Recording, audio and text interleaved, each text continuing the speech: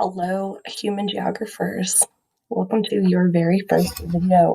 We're talking about topic number 1.1, Introduction to Maps today. And so this is the information that comes directly from College Board. It is your objective and your essential knowledge that you need to know according to what's going to be on that AP exam. So we're going to be talking about identifying types of maps in this video, and we're going to talk about the difference between reference maps and thematic maps.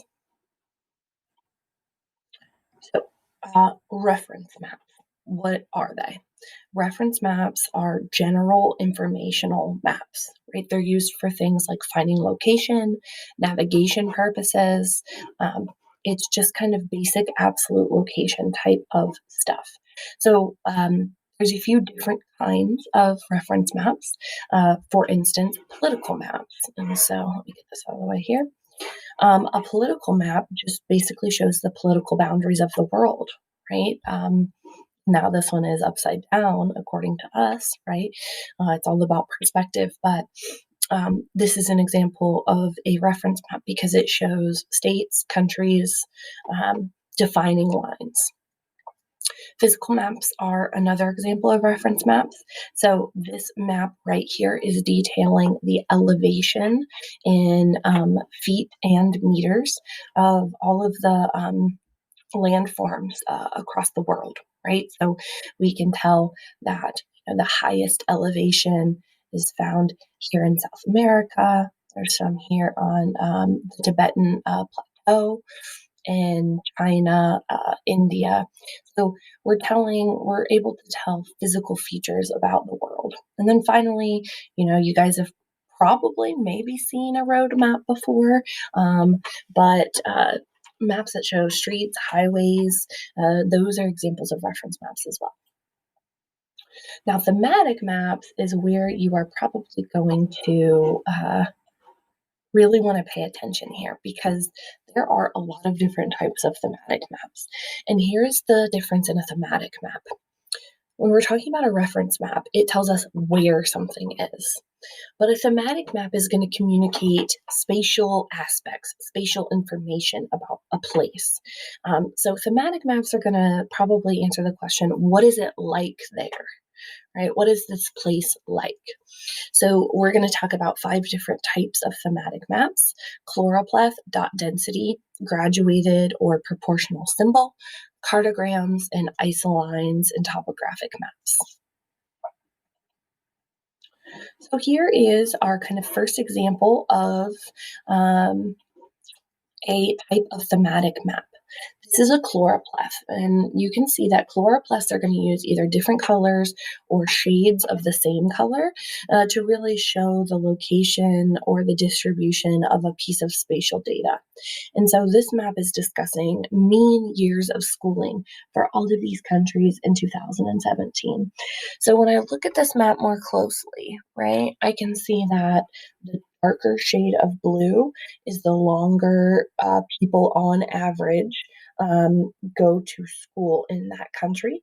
And the lighter the shade, down to green and this kind of off-white, is the less amount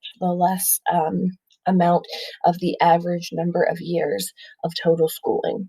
So when I look at this map, I can make conclusions, right, that the US, Canada, most of Western Europe, Australia, Japan, South Korea, South Africa.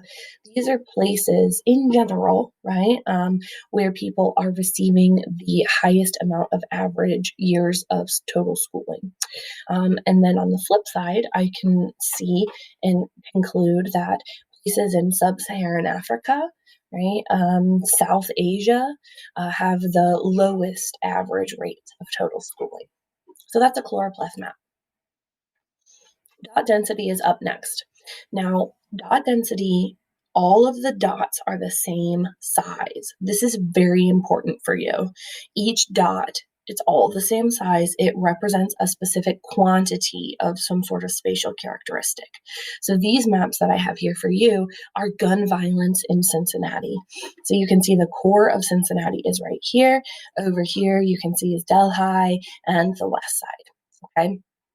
So each dot indicates an instance of gun violence. Okay.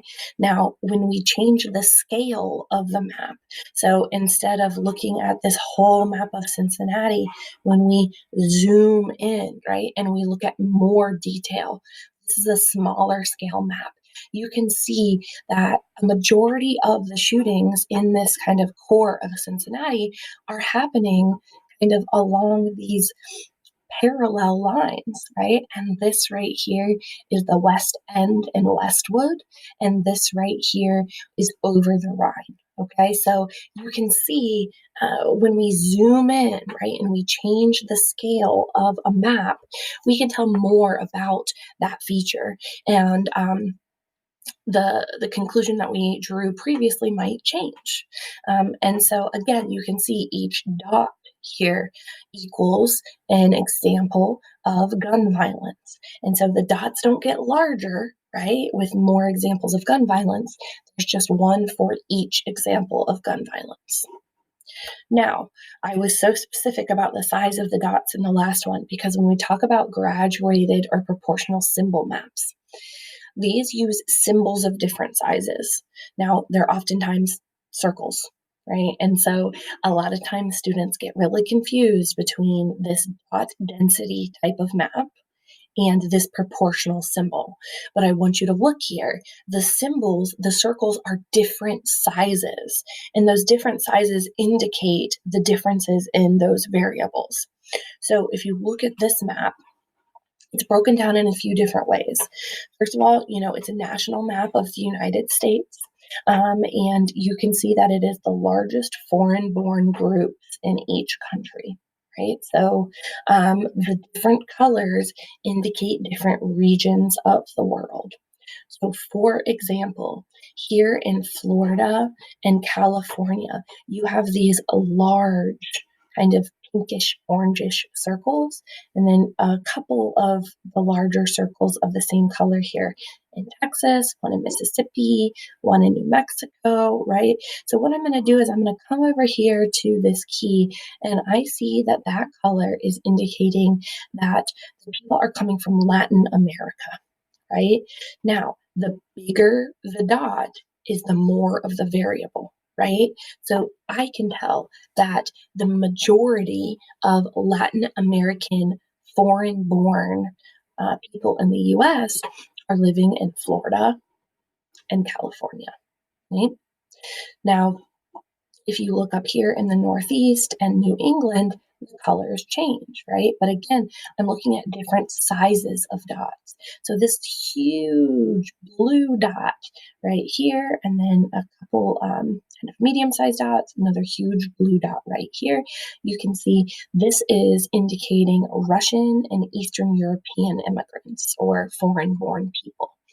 And so the larger the dot means more of those people, more of that spatial variable, while the smaller the size of the dot means the smaller numbers of those variables, right? Again, let me clarify, right? This is different than dot density because a dot density map, all of the dots are the same size. Okay, next up is a cartogram.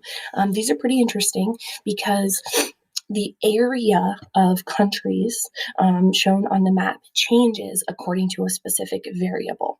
Okay, the area is distorted, it's messed up. So if you check this out, this is the population of Africa in 2018. So I'm looking at a regional scale map here, right? And I can tell right away Nigeria is the most populated country in Africa because it is the largest on this map. Excuse me. So now if you look here at the normal, this reference map of Africa, you can see Nigeria is nowhere close to that actual size, right? But the area of Nigeria changes to show the story, right? To communicate the fact that it has the largest population in Africa. And so you can see some other examples as well. Ethiopia is very large and distorted. And so you can see Ethiopia is actually is shaped like this. Algeria is drastically minimized, right? Egypt is actually made much larger. So cartograms, again, are changing the size of the countries that they are showing the variables for in order to indicate something about those countries. I just wanted to show you this is the world population on a cartogram. And so I'm going to move myself down here. But I mean, check this out, right? You can tell right away by looking at this map that China and India are the most populated countries in the world. And that's because they take up the largest amount of area on this map. Right? Where even is Russia, right? I mean, I can't even tell where it's at. Is it this orange one right here, maybe? Look how large Japan is, and the Philippines and Indonesia. So those are much larger than they actually appear in real life. Okay, so now let's talk about isoline maps. These are maps that use lines to connect equal points of value. And they are mostly going to be used to show physical features like weather and elevation, right? So this is an isoline map. You can see these are the lines of connection. You can see this like light blue here that connects all the way up here because it's indicating that all of the places within that color are a certain temperature on January 31st of 2019, right? So the darker blue is going to be the colder, all the way down to the yellow and the orange and the dark orange, which is warmer. Here's an example of a topographic map. I probably said that and you're like, what's a topographic map? It is used to show elevation. So elevation is actually shown through the lines and the distance that they are apart. So this is an example of a topographic map. And here's another example of a topographic map that actually the elevation is textured. And so as the map comes off of, the table, it builds upwards. That's how it shows elevation. Um, so that's all for types of maps. Let me know in class if you have any questions.